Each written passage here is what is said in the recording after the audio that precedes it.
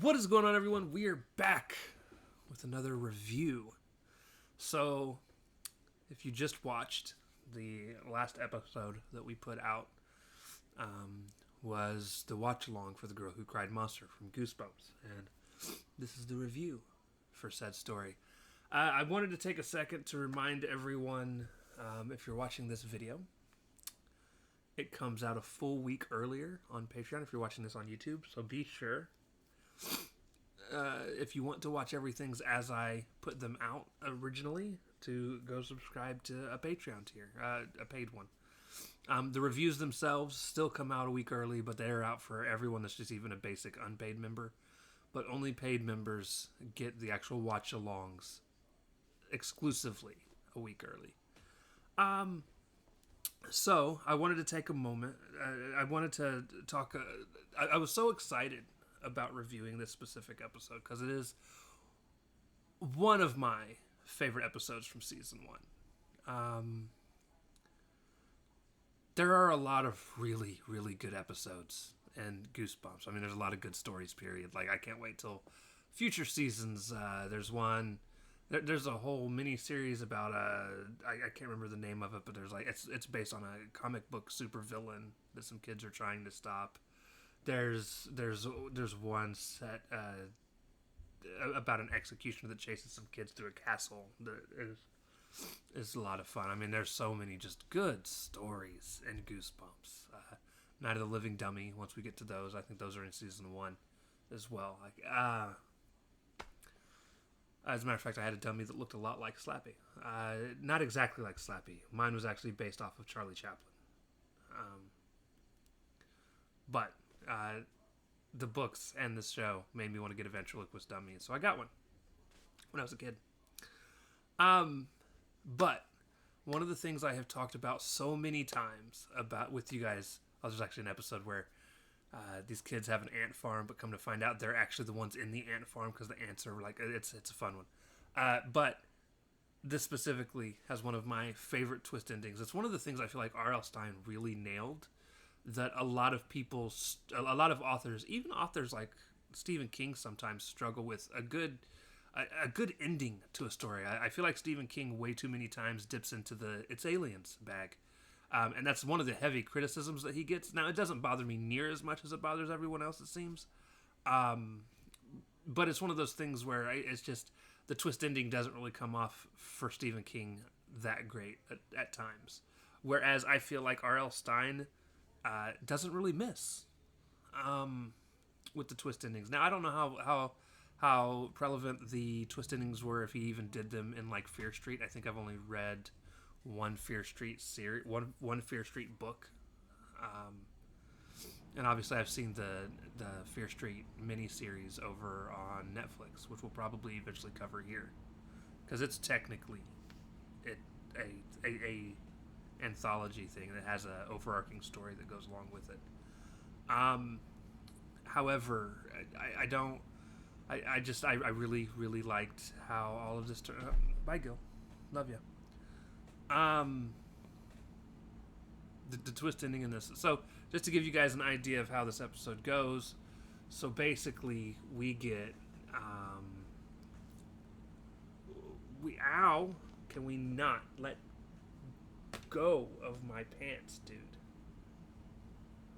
We get Lucy, who likes to play pranks on her brother because her brother's easily scared, because it's what little brothers are for. Little brothers and sisters are for scaring for older siblings. And she made it a point to always scare her sibling. Parents aren't too keen on her pretending that other monsters exist. And they weren't very... Mom wasn't very thrilled about the razor-toothed toe biter story. Lucy eventually finds out that her local librarian, is a monster. A very ugly monster at that. She constantly tries to tell everyone, her parents and people, that he's a monster. No one believes her. So then she then proceeds to get a picture. In the process of getting a picture, he notices, chases her around the library, almost catches her. She gets away, goes home. He then follows her home to return her backpack, tries to convince her to open the door so that he can hand her the backpack. She basically says, nah, you can leave it on the porch. So he leaves. She convinces the parents to go get the film developed. She gets the film developed, and Mortman, who is the librarian, runs into her. She goes to pick up. She's picking up her pictures that her brother had just knocked out of her hand, and he basically is like, "Hey, let me help you out." He gets caught up in his own ignorance. The parents know that he lives on the other side of town, and dropping off the backpack is out of his way. However, he proceeds to tell them it was on his way. So at that moment, they know he's a monster, and there's a reason they know, and that's where the twist ending comes in. It's one of those small things that unless you watch the episode twice, you don't pick up on.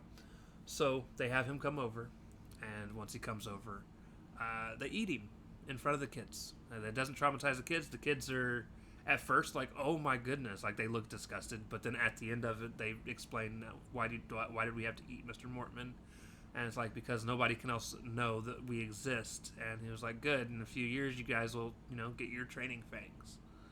So come to find out, it's a family full of monsters, and Stein does a really good job of hiding that for the entirety of the story.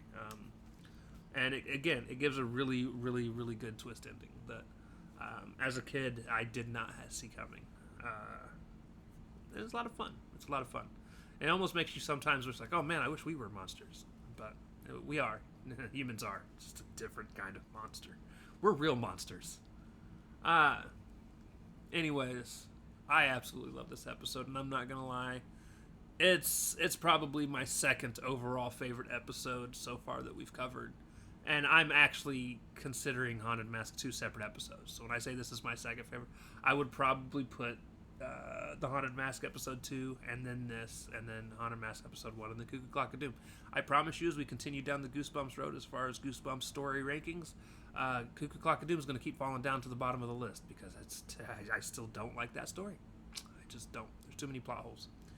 Anyways, guys, that is going to cover it for this review. If I had to score this, I'm eventually going to stop scoring them because there's no point in scoring these damn things. Although, I am now thinking about it, and what I may do is, at the end of a series, when I finish a series, I may put together a ranking video specifically for that series where, maybe even within seasons, right? We'll see. It'll probably be within seasons specifically, where I rank the stories within the seasons. That might be fun, and that'd be a fun little end cap for how I feel about those specific videos. I just have to find a way to do it that it doesn't, that makes it fun. We'll see if I can figure that out. Anyways, and some of them obviously would be shorter than others. I think if we were to do like the Bangkok on it. Now, funny thing is, it's going to take 3 weeks for you guys to get that full story. 3 total weeks. One, by the time you have watched this, has already dropped last Sunday. Next Sunday will be the next one, and the Sunday after. And like I said, I'm gonna take away that third story for Sundays moving forward. Hey, look, Aaron was played by Christopher Tua. Tua is a funny thing going on right now. Well, it was a funny thing going on a month ago, I guess. Anyways, we'll see. We'll see how that goes. I'll see if I can find something for that. So with that being said, love you guys. We'll talk to you later. Peace. Gil, you're making this difficult.